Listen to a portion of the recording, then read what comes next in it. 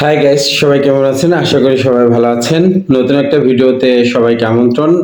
আজ আমরা দেখতে চলেছি বাংলাদেশ ভার্সেস ইন্ডিয়া। তো ভিডিওটা আশা করি সবার ভালো লাগবে। ভিডিওটার কোনো অংশে যদি একটু ভালো লেগে থাকে তাহলে অবশ্যই আমার চ্যানেলটার পাশে থাকবেন, লাইক কমেন্টস শেয়ার করে। আর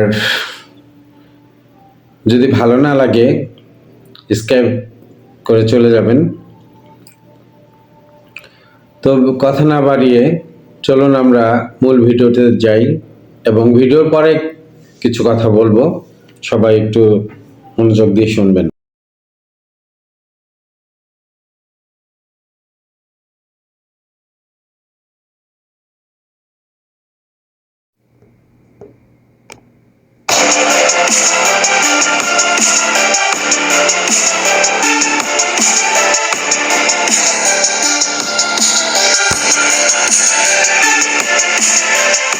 1947 সালের পর থেকে স্বাধীন হায়দ্রাবাদ রাষ্ট্রসহ অনেকগুলো অঞ্চলকে দখল করে নিজেদের মানচিত্রে যুক্ত করেছে ভারত। ভারতের সেই দখলদার মনোভাব এখনো রয়েছে। বিশেষ করে বাংলাদেশকে তারা তাদের পেটের মধ্যে বিষ ফোড়ার মতো মনে করে। বাংলাদেশকে দখল করতে পারলেই যেন তাদের মানচিত্রের ক্ষত পূরণ হবে এবং তাদের অখণ্ড ভারতের দিবাস্বপ্ন পূরণ হবে।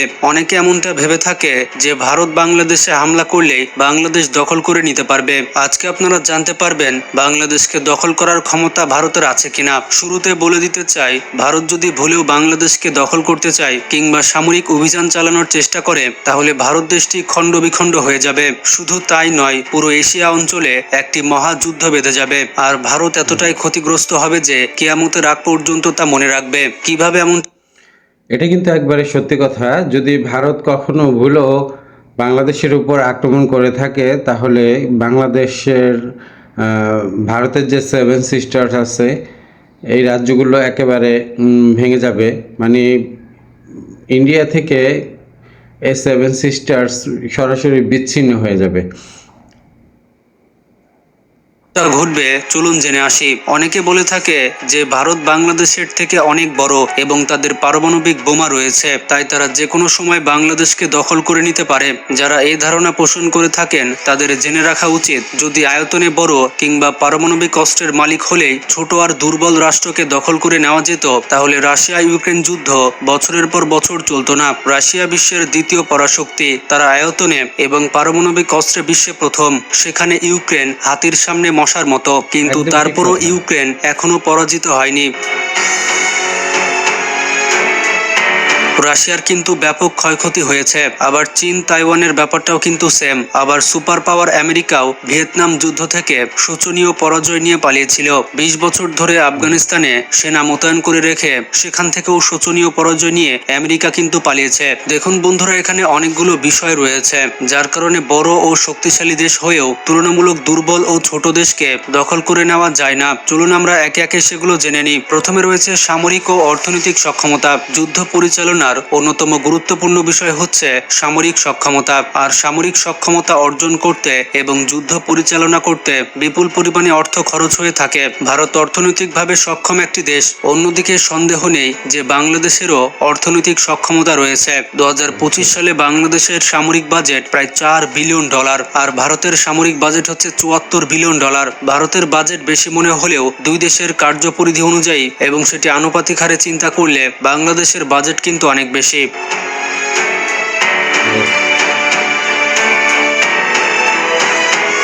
ভারতের কাছে সৈন্য রয়েছে 14 লাখের মতো, বিপরীতে বাংলাদেশের সৈন্য রয়েছে 1,70,000। ভারতের সৈন্য সংখ্যা বেশি হলেও গবেষণা বলছে ভারত তার টোটাল শক্তির 10 ভাগের 1 ভাগ বাংলাদেশের বিরুদ্ধে ব্যবহার করতে পারবে। আর এটাই হচ্ছে যুদ্ধের স্ট্যাটিস্টিক্স, কারণ ভারতকে তার 90 ভাগ শক্তি সবসময় চীন এবং পাকিস্তান সহ অন্যান্য শক্তির জন্য ব্যবহার করতে হয়। বিশেষ করে বাংলাদেশের সাথে সংঘাত বাঁধলে এই সুযোগে চীন এবং পাকিস্তান ভারতের সাথে তাদের প্রাপ্য বুঝে নিবে। তখন চীন এবং পাকিস্তান তাদের শক্তি বহুতরে ব্যবহার করবে ভারতকে পরাজিত। এটা কিন্তু একদম সত্যি কথা যে যখন অন্য একটা দেশের সাথে যুদ্ধ বাঁধবে তখন তার পার্শ্ববর্তী যে দেশগুলো আছে যেমন পাকিস্তান, চীন, তারা কিন্তু বসে থাকবে না। তারাও চাবে দখল করতে। কিভাবে তাদের ওই তারা যেটা নিয়ে আজও পর্যন্ত সংঘাত লেগে থাকে সেগুলোকে দখল করার জন্য। করতে আর ভারতকেও তার মোকাবেলা করতে হবে। ভারতকে মোট 3 দিক থেকে যুদ্ধ করতে হবে। শুধু এতটুকুই নয়, ভারত অন্যায়ভাবে যে রাজ্যগুলো দখল করেছিল সেগুলোর বিদ্রোহীরা মাথা চারা দিয়ে উঠবে। তাই ভারতকে তাদের নিজেদের দেশের মধ্যে অনেক সৈন্য এবং অস্ত্র ব্যবহার করতে হবে। বিগত সরকারের গাফলতির কারণে বাংলাদেশ সৈন্য সংখ্যার দিক থেকে পিছিয়ে থাকলেও বাংলাদেশে রয়েছে বিশ্বের 1 নম্বর প্যারামিলিটারি বা আধা সামরিক বাহিনী, যার সংখ্যা প্রায় 68 লক্ষ। বিপরীতে ভারতের রয়েছে 25 লক্ষ। এখানে খেয়াল করুন, যেখানে বাংলাদেশ ভারতের বিপক্ষে পুরো 68 লক্ষ প্যারামিলিটারি ব্যবহার করবে, সেখানে ভারত 10 ভাগের 1 ভাগ অর্থাৎ 25 লক্ষের মাত্র 2.5 লক্ষ ব্যবহার করতে পারবে। আধা সামরিক বাহিনী হচ্ছে তারা যাদেরকে সামরিক অস্ত্র দেওয়া হয় না, কিন্তু তাদেরকে অস্ত্র চালানোর প্রশিক্ষণ দেওয়া হয়। যুদ্ধের সময় তাদেরকে 10 থেকে 15 দিন সামরিক প্রশিক্ষণ দিয়ে তাদের হাতে অস্ত্র তুলে দিলে পুরোদমে যুদ্ধ করতে পারবে। বাংলাদেশের সব থেকে বড় প্যারামিলিটারি বাহিনী হচ্ছে আনসার বাহিনী, যাদের সংখ্যা প্রায় 61 লক্ষ।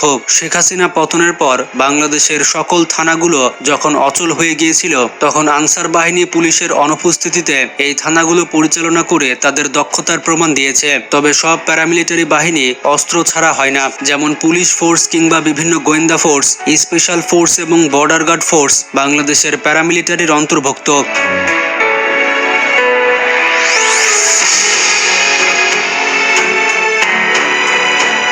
এছাড়া আনসারের মধ্যে যারা ব্যাটালিয়নে থাকে তাদের হাতে অস্ত্র তুলে দেওয়া হয় এবং সেই সকল আনসারকে ভারী প্রশিক্ষণ দেওয়া হয়, যেমনটা সেনাবাহিনীকে দেওয়া হয়ে থাকে। বন্ধুরা, শুধুমাত্র তাই নয়, ভারত যেহেতু আগ্রাসী হবে তাই তারা শুধুমাত্র সেনা দিয়ে আক্রমণ করবে। অপরদিকে জাতীয় অস্তিত্ব রক্ষায় বাংলাদেশের কয়েক কোটি জনগণ ভারতের বিপক্ষে যুদ্ধে নেমে পড়বে, যার প্রমাণ 1971 সালে দিয়েছে এবং বাংলাদেশের দ্বিতীয় স্বাধীনতা মানে আগস্ট মাসে দিয়েছে। শেখ হাসিনার পতনের এক দফা দাবিতে সবাই রাস্তায় নেমে এসেছিল।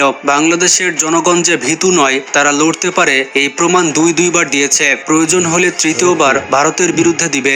আমার কথাতে একমত হয়ে থাকলে ভিডিওটিতে লাইক দিন এবং কমেন্টে জানিয়ে দিন যে কারা কারা দেশের জন্য মরতে পারবেন। এছাড়া ইসলামিক নেতারা যদি জিহাদের ডাক দেয়, তাহলে অন্তত 1 কোটি ধর্মপ্রাণ মুসলমান জিহাদে ঝাঁপিয়ে পড়বে জাতীয় অস্তিত্ব রক্ষায়। ফলে ভারতের বিপক্ষে অপ্রতিরোধ্য দুর্গ গড়ে উঠবে। এর ফলে ভারত বাংলাদেশ ছেড়ে পালাবে তো বটেই, এমনকি বাংলাদেশের মানচিত্র অনেক বড় হয়ে যেতে পারে। বন্ধুরা, সামরিক অস্ত্রশস্ত্রের কথা বললে বাংলাদেশের কাছে প্রয়োজনের থেকে যথেষ্ট সামরিক অস্ত্রশস্ত্র রয়েছে। তবে দুঃখজনক হলেও সত্য, দিল্লির সাথে প্রেমের সম্পর্ক রাখতে গিয়ে বাংলাদেশের সামরিক বাহিনীকে বড় বড় অস্ত্রশস্ত্র কেনা থেকে বিরত রেখেছিল শেখ হাসিনা। কিন্তু তারপরও যা অস্ত্রশস্ত্র রয়েছে তা কিন্তু যথেষ্ট। বাংলাদেশের কাছে ট্যাঙ্ক রয়েছে 420টি, অন্যদিকে ভারতের কাছে রয়েছে প্রায় 4000। ভারতের 1,50,000 আর্মড ভেহিকেলের বিপরীতে বাংলাদেশের 13,000 আর্মড ভেহিকেল রয়েছে। বাংলাদেশের কাছে আর্টিলারি রয়েছে 450টির বেশি, বিপরীতে ভারতের রয়েছে 3000। শুরুতেই বলেছি, ভারত এই অস্ত্রগুলো 10 ভাগের 1 ভাগ বাংলাদেশের বিপরীতে ব্যবহার করতে পারবে।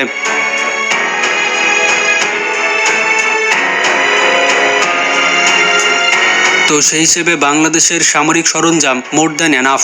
এবার আসা যাক ভৌগোলিক বিষয়ে। বাংলাদেশ ভৌগোলিকভাবে অত্যন্ত স্ট্র্যাটেজিক পজিশনে রয়েছে। ভারতের আলোচিত মুরগির ঘাড়, যেটি মাত্র 22 কিলোমিটার, বাংলাদেশের সাথে ভারতের যুদ্ধ হলে এই করিডর এমনি বন্ধ হয়ে যাবে। এতে করে ভারত তাদের 7 সিস্টার্স থেকে পুরোপুরি বিচ্ছিন্ন হয়ে যাবে।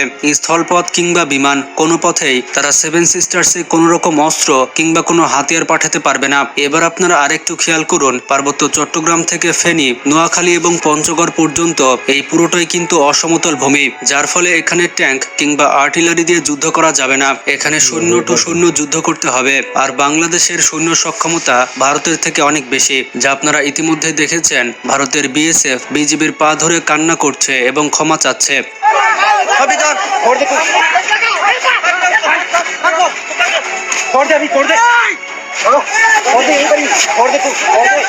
আটষট্টি লক্ষ প্যারামিলিটারির মধ্যে যদি কয়েকটা ডিভিশন পদাতিক করে ভারতের 7 সিস্টার্সে মোতায়েন করে দেওয়া হয়, তাহলে মাত্র 1 থেকে 2 মাসের মধ্যে ভারতের 7 সিস্টার্সের বেশ কয়েকটি রাজ্য বাংলাদেশের দখলে আরামে চলে আসবে। যদিও 7 সিস্টার্সের বেশ কয়েকটি রাজ্য এমনি বাংলাদেশের সাথে যুক্ত হতে চায়, বিশেষ করে আসাম এবং ত্রিপুরা বাংলাদেশের দরকার। আর মেঘালয় নিয়ে মাথা না ঘামালেও চলবে। আর অনেক আগে থেকে অরুণাচলের ওপরে কোনো জোর দিয়ে রেখেছে চায়না, আর ওটা চীন চীন এমনি খাবলা মেরে নিয়ে চলে যাবে। আর এদিকে নাগাল্যান্ড, মণিপুর এবং মিজোরাম, এখানে খ্রিস্টান জনসংখ্যা বেশি থাকায় এখানে আমেরিকার নজর রয়েছে, তারা খ্রিস্টান রাজ্য হিসেবে দখল করে নিবে। আর যদি না দখল করে তাহলে সেগুলোকে নিরাপত্তা দিবে এবং এই কয়েকটি রাজ্যকে একটি খ্রিস্টান রাজ্য হিসেবে স্বীকৃতি দিয়ে দিবে। আর সব থেকে বড় সুবিধা হচ্ছে ভারত তার কোনো প্রতিবেশী রাষ্ট্র থেকে কোনো রকম সাহায্য পাবে না, কারণ সব প্রতিবেশী বাঁশ নিয়ে দাঁড়িয়ে আছে ভারতকে বাঁশ দেওয়ার জন্য।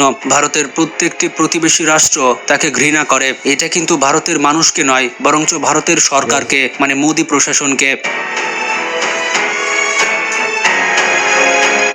ভারতের এই হিন্দুত্ববাদী মনোভাবের জন্যই তার এই সরকারকে ঘৃণা করে।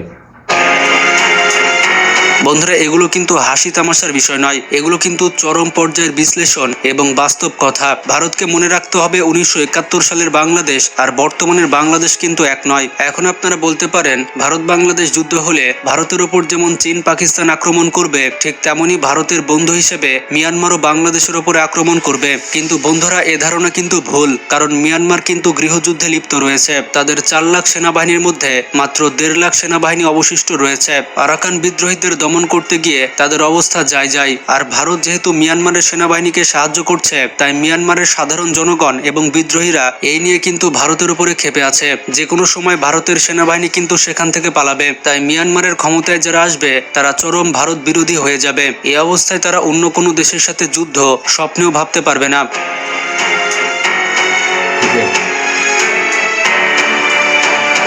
তাছাড়া চীন এবং পাকিস্তানের সাথে ভারতের অনেক সীমান্ত নিয়ে কিন্তু বোঝাপড়া আছে, কিন্তু মিয়ানমারের সাথে আমাদের কোনো ভূখণ্ড নিয়ে ঝামেলা নেই, যেটা থাকলেও খুবই সীমিত।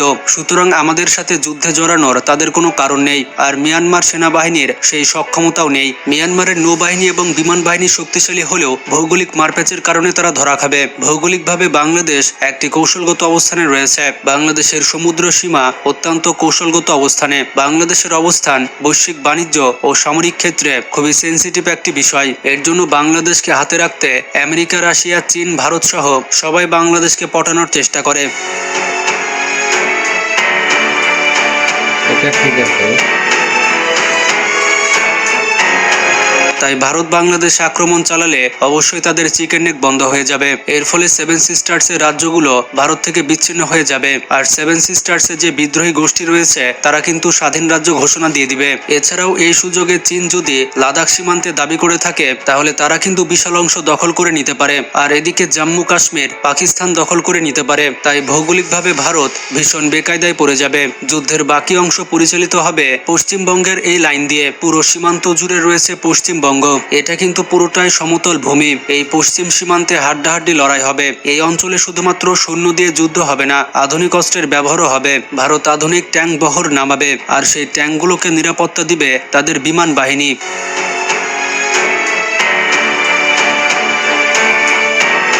বাংলাদেশের ট্যাঙ্ক বাহিনী যথেষ্ট শক্তিশালী হলেও ট্যাঙ্ক বহরকে সাপোর্ট দেওয়ার জন্য বিমান বাহিনী নেই। সেই মান্ধাত আমলের বিমানগুলো এখনো বাংলাদেশ বিমান বাহিনী ব্যবহার করছে। 25,000 কোটি টাকায় 16টি যুদ্ধ বিমান ক্রয় করার সেই বাজেট পাশ হয়েছিল 2018 সালেই। তবে এখনো কোনো রকম টেন্ডার ইস্যু করেনি হাসিনা সরকার। নিশ্চয়ই দিল্লিকে খুশি করতে চেয়েছিল শেখ হাসিনা। হাসিনা সরকার দেশের অবকাঠামোগত উন্নয়ন করলেও সার্বভৌমত্ব রক্ষা করার জন্য বাংলাদেশের প্রতিরক্ষা বাহিনীকে ধ্বংস করেছে। দেশের উন্নত মিসাইল বহর নেই, নৌবাহিনীতেও মিসাইল এবং টর্পেডো প্রয়োজন, সেই সাথে আরো সাবমেরিন প্রয়োজন, এছাড়াও কিছু ফ্রিগেট যুদ্ধজাহাজ প্রয়োজন। অথচ বাংলাদেশের শক্তি বৃদ্ধি হোক এটা ভারত কখনোই চায়নি। আর শেখ হাসিনা ভারতকে সন্তুষ্ট রাখতে গিয়ে দেশের সার্বভৌমত্বকে বিসর্জন দিয়েছে, কারণ সবকিছুকে বিসর্জন দিয়ে তার ক্ষমতা চাই। কারণ সে তো বাংলাদেশের মানুষকেই ঘৃণা করে। সে বাংলাদেশে এসেছে তার প্রতিশোধ নিতে। এত কিছুর পরও ভারত কখনোই বাংলাদেশকে দখল করতে পারবে না, কারণ নেপাল ভারতের আগ্রাসন থেকে বাঁচার জন্য চীনকে তার ঘনিষ্ঠ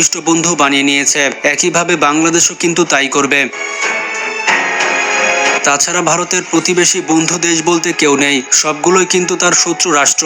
আক্ষরিক অর্থে ভারত বাংলাদেশকে চতুর্দিক থেকে ঘিরে আছে বললেও আসলে কিন্তু প্রতিবেশী দেশগুলোই ভারতকে ঘিরে রেখেছে। তাই ভারত অলরেডি চারদিক থেকে চাপে রয়েছে। বাংলাদেশকে দখল করার সাহস তো দূরের কথা, মোদি যদি এই বিষয়ে স্বপ্ন দেখে তাহলে এটা তার দোষ হবে। এতক্ষণে হয়তো প্রমাণ পেয়ে গিয়েছেন বাংলাদেশ আসলে বিপদে নেই, ভারত নিজেই বিপদে রয়েছে। ভিডিওটি সম্পর্কে কোনো মতামত থাকলে কমেন্ট করে জানান, আর ভিডিওটি বেশি বেশি শেয়ার করে সবাইকে জানিয়ে দিন। ভালো থাকবেন, টেক কেয়ার। বন্ধুরা, ভিডিওটা কেমন লাগলো? আশা করি অনেক অনেক ভালো লেগেছে। আর এই ভিডিওটার কোনো অংশ যদি একটু ভালো লেগে থাকে তাহলে অবশ্যই আমার চ্যানেলটা সাবস্ক্রাইব করে আমার পাশে থাকবেন। আর আপনারা কোন ধরনের ভিডিও দেখতে চান সেটা কমেন্টসে জানাবেন, আমি চেষ্টা করব সেই ভিডিও রিয়াকশন দেওয়ার জন্য।